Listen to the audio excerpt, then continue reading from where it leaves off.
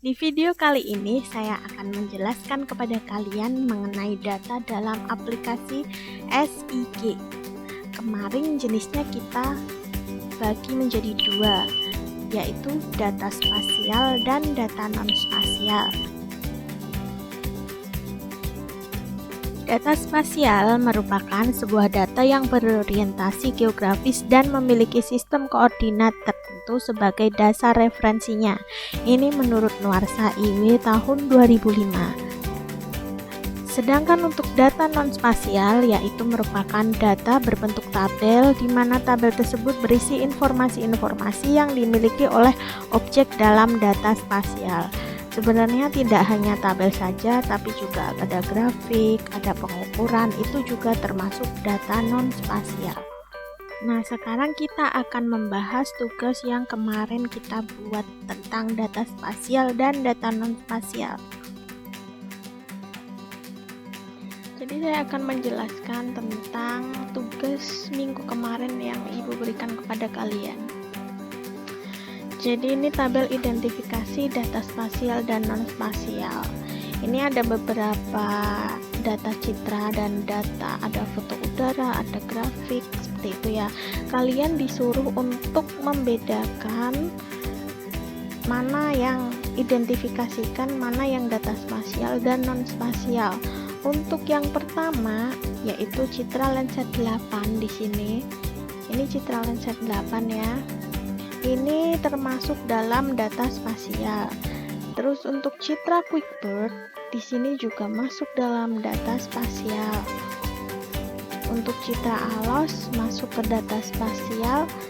Data kepadatan kependudukan ini masuk di data non spasial ya. Kemarin banyak yang salah ini sepertinya. Dia datanya bentuknya grafik, jadi masuk ke dalam data non-spasial. Lalu yang kelima, data luas wilayah. Ini juga sepertinya kemarin banyak yang salah. Untuk data luas wilayah, karena berbentuk atribut ya, ini ada atributnya ini di dalam atribut. Jadi dia merupakan data non-spasial. Nah, untuk foto udara sendiri bisa data spasial dan non-spasial. Untuk data yang spasial apabila dia sudah mempunyai koordinat. Kalau yang non-spasial dia hanya berbentuk gambar, jadi perlu registrasi ulang lagi kan, jadinya termasuk data non-spasial juga. Untuk LIDAR ini termasuk data spasial dan SRTM juga data spasial. Kemudian grafik perkembangan virus COVID-19 termasuk data non-spasial. Lalu pengukuran horizontal, ini pengukuran juga termasuk data non-spasial. Dan citra himawari termasuk data spasial. Oke, itu jawabannya untuk kalian. Semoga kalian bisa lebih paham ya. Bagaimana data spasial dan data non-spasial itu didapat? Mari saya jelaskan sedikit ya. Data spasial bisa didapatkan secara online maupun offline. Secara online banyak sekali data spasial ini bisa didapatkan, baik dari dalam negeri maupun luar negeri. Bisa secara gratis maupun berbayar. Beberapa data spasial bisa kita dapatkan ada di Tanah Airku, yang merupakan portal resmi dari BIG atau Badan Informasi Geospasial. Adapun produknya meliputi produk-produk data vektor dan rupa bumi Indonesia. Lalu bisa juga dari portal BMKG untuk mendapatkan citra beresolusi rendah seperti citra himawari, bisa kita dapatkan di BMKG. Lalu portal internasional seperti Google Earth yang sudah sangat familiar sekali ya. Di sini kita bisa mendapatkan data citra terkini di seluruh dunia. Lalu kita bisa juga mendapatkannya dari USGS portal. Ini adalah portal dari punyanya US ya, yang menyediakan berbagai macam citra penginderaan jauh, salah satunya yaitu citra Landsat 8. Dan juga ada Bing Map yang sudah terintegrasi dengan software ArcGIS. Ada juga yang lainnya SAS Planet ini juga hampir sama seperti Google Earth begitu.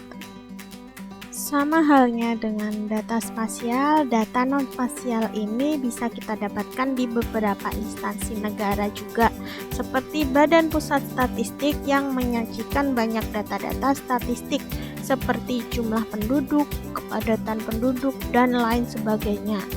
Dan juga BPN, terus selain dari instansi data non-spasial bisa kita dapatkan dalam pengukuran di lapangan yang menghasilkan data tabel maupun grafik, itu pokoknya semuanya data non-spasial yang tidak ada sistem koordinatnya. Nah, bagaimana? Sudah jelas belum? Semoga kalian sedikit banyak bisa membedakan ya, mana yang data spasial dan mana yang data non-spasial. Oke, sekarang gantian Ibu akan memberikan job kepada kalian tentang data-data ini.